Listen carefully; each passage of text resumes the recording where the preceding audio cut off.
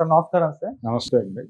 Sir betting app వ్యవహారం కొంతకాలం క్రితం మనం చూసాం సార్ ఎంత సంచలనం సృష్టించిందో 2 రాష్ట్రాల్లో కూడా. సో ఇన్‌ఫ్లుయెన్సర్స్ నుంచి మొదలుకొని స్టార్ సెలబ్రిటీల వరకు అందరి మీద కూడా కేసులు నమోదవ్వడం మనం చూస్తాం. అయితే ఇప్పుడు దీనిపైన రీసెంట్‌గా ఆర్‌జీవి గారిని ఒక ఇంటర్వ్యూలో అడిగారన్నమాట. దీనిపైన మీ ఒపీనియన్ చెప్పండి అంటే, దాంట్లో తప్పేముంది, వాళ్ళకి డబ్బులొస్తున్నాయి చేస్తారు. మీ బుద్ధి ఏమైంది, మీరు చదువుకోలేదా, మీరెందుకు నమ్ముతారు?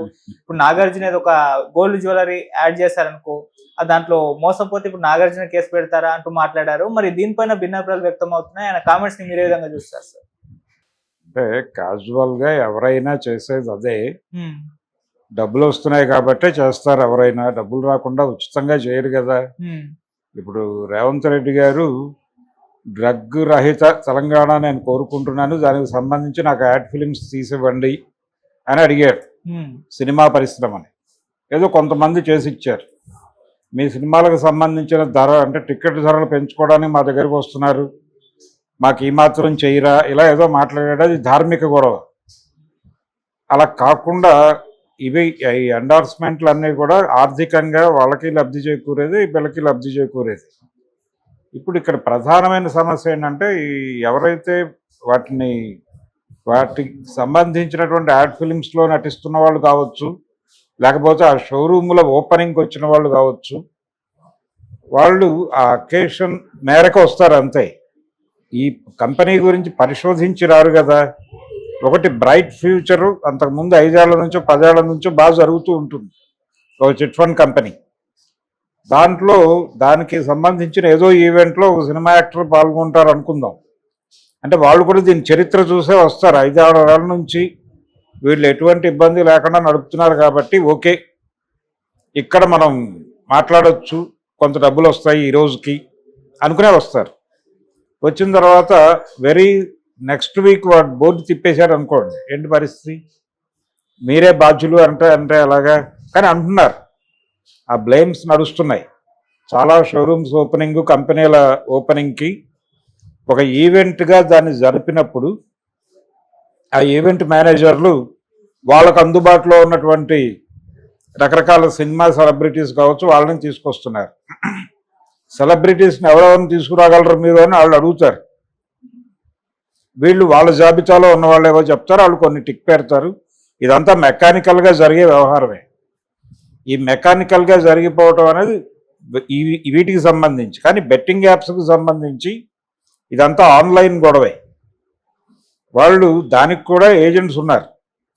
మీరు ఏదో ఏరియాలో మిమ్మల్ని రెగ్యులర్గా ఒక 10,000 మంది ఫాలో అవుతున్నారు రోజు అని తెలియగానే మీ నెంబర్ ఒక చోట స్టోర్ అవుతుంది. మిమ్మల్ని వాళ్ళు ఇన్ఫ్లుయెన్సర్గా గుర్తిస్తారు.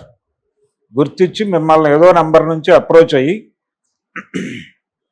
మీరు సోషల్ మీడియాలో ఫలానా ఏరియాలో యాక్టివ్గా ఉన్నారు, మీరు మమ్మల్ని ఎంకరేజ్ చేయండి, మేము మీకు ఏదో ఇంత నగదు ఇస్తామంటారు, బాగానే ఉంది కదా అని చెప్పి మొదలు పెడతారు.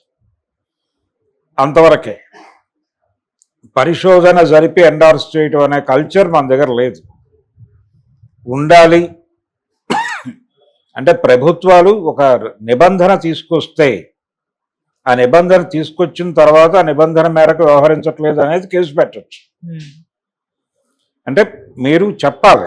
అంటే ఎవరైనా సరే ఒక ప్రకటన చేసే ముందు ఆ కంపెనీ ప్రొఫైల్ మీకు పూర్తిగా తెలిసి ఉండాలి. మీరు దానికి భవిష్యత్తులో అది చేసే లావాదేవీలకు కూడా జవాబుదారీ కావాలి అన్నప్పుడు వీళ్ళు అడిగే రెమ్యూనరేషన్ ఏ స్థాయిలో అడుగుతారో చూడాలి. అప్పుడు మీరే బాధ్యత తీసుకోవాలన్నప్పుడు ఆ రెస్పాన్సిబిలిటీ బరువు చాలా పెద్దది కదా. ఆ మేరకు ఇవ్వగలరా వాళ్ళు? అంటే వీళ్ళకి ఏమన్నా భాగస్వామ్యం ఇస్తారా కంపెనీలో? ఇవ్వరు కదా. ఏదో ఆ పూటకు వచ్చి చేసి వెళ్ళిపోయినందుకు ఏదో కొంత రెమ్యూనరేషన్ ఇస్తారు.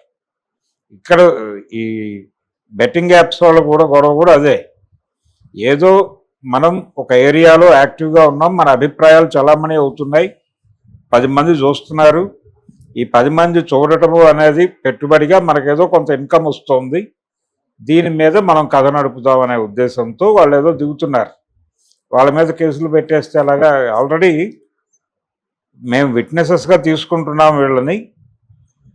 వీళ్ళ మీద నేరుగా కేసులు పెట్టడం లేదని కూడా ప్రభుత్వం వారు చెప్పారు కదా. మొన్న తీసుకెళ్ళిన వాళ్ళందరికీ చెప్పి వీళ్ళని ఒక రకంగా పోలీసు భాషలో చెప్పాలంటే అప్రూవర్స్గా స్వీకరించామని చెప్పారు.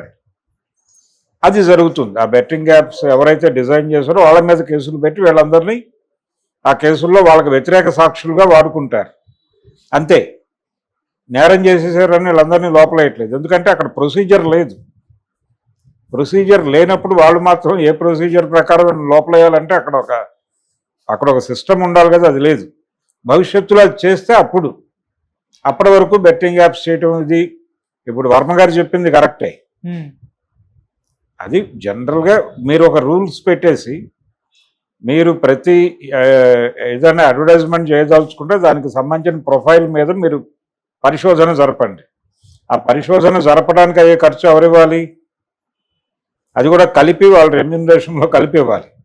తర్వాత సంతకాలు పెట్టేటప్పుడు మీరు అగ్రిమెంట్ మీద సంతకం పెట్టేటప్పుడు భవిష్యత్తులో ఈ కంపెనీ ఏదైనా నష్టపరిస్తే దానికి నేను కూడా లయబుల్ అవుతాను అని కనుక సంతకం పెడితే ఇతను భాగస్వామిగా తీసుకోవాలి ఆ కంపెనీలో. అంటే ఆ కంపెనీ నడిచినంతకాలం దానికి వచ్చే లాభాల్లో ఇతనికి కూడా వాటా ఇవ్వాల్సి ఉంటుంది. అలా సెలబ్రిటీస్ని వాటాదారులుగా చేసుకుని కంపెనీలు నడపగలరా? చాలా గొడవలు ఉన్నాయి. ఏ కంపెనీ అయినా ప్రాఫిట్ ఉంటే నడుస్తుంది. వ్యాపారం క్రైసిస్లోకి వచ్చాక కంపెనీ నడపరు కదా ప్రజల కోసం. వాళ్ళు ఇక నడపలేని పరిస్థితుల్లో చేతులు ఎత్తేసి క్లోజ్ చేస్తారు. లేదు, డబ్బులు సంపాదించుకోవడానికి ఎవరో చెప్పిన సలహా మేరకు ఏదో అక్కడ కల్తీ కార్యక్రమం జరుగుతుంది. దాని మీద పోలీసులు రైడ్ జరుగుతుంది. జరిగినప్పుడు అది బాగున్న రోజుల్లో ఎండార్స్ చేసినోడు ఎలా జవాబుదారీ అవుతాడు? అప్పటికున్న జ్ఞానంతో కదా వాడు చేసేది. అందుచేత వర్మ గారి ఆర్గ్యుమెంటులో కొంత పట్టించుకోవాల్సిన అంశం అయితే కలదు. అది పట్టించుకునే వ్యవహరించాలి. వాళ్ళు కూడా అలాగే వ్యవహరిస్తున్నారు పాపం. దెర్ ఈజ్ నో ఆల్టర్నేటివ్ కానే కదా వాళ్ళు అప్రూవర్స్గా స్వీకరించారు వీళ్ళందరినీ. సో వర్మ గారు కొన్ని విషయాల్లో లాజికల్గానే ఆలోచించి చెప్తాడు పాపం. పైగా ఆయనకి ఈ మధ్య కేసులు, న్యాయము, చట్టము దానికి సంబంధించి కూటమి ప్రభుత్వం వచ్చాక ఆయనకి కూడా కొంత విషయ పరిజ్ఞానం పెరిగింది కదా, ఆ పరిధిలో మాట్లాడాడు. ఓకే సార్, ఇప్పుడు ఈ బెట్టింగ్ యాప్ వ్యవహారం ఒకసారి చూసుకుంటే ఇప్పుడు సైలెంట్ అయిపోయింది అని అనుకోవచ్చా సార్? సైలెంట్ అయిపోవటము లేకపోతే మరొకటి అవటం అనేది ఉండదండి. వీళ్ళ ప్రయత్నాలు వీళ్ళు చేస్తున్నారు. అంటే బెట్టింగ్ యాప్స్ అనేవి ఎట్టి పరిస్థితుల్లోనూ జనాల్లో సర్క్యులేట్ కాకూడదు అని అనుకుంటున్నారు. దానికి సంబంధించి గూగుల్తో ఏదైనా వాళ్ళు ఒప్పందం చేసుకోగలిగితే ఇవి ఇంటర్నెట్ ప్లాట్ఫామ్స్ మీద సర్క్యులేట్ కాకుండా కంట్రోల్ చేయడానికి కొంతవరకు అవకాశం ఉంటుంది. ఓకే, అది ఏమైనా ఆ ప్రొసీజర్ ఏమైనా జరుగుతుందేమో చూడాలి. లేకపోతే అవి సర్క్యులేట్ అవుతాయి. ఆ ఏరియాలో కంట్రోల్ చేయగలిగితే తప్ప అవ్వదు. ఓకే, ఆ ప్రయత్నం ఏదైనా జరిగితే అవుతుంది. వాళ్ళు ఏదో పద్ధతిలో ఎక్కడో చోట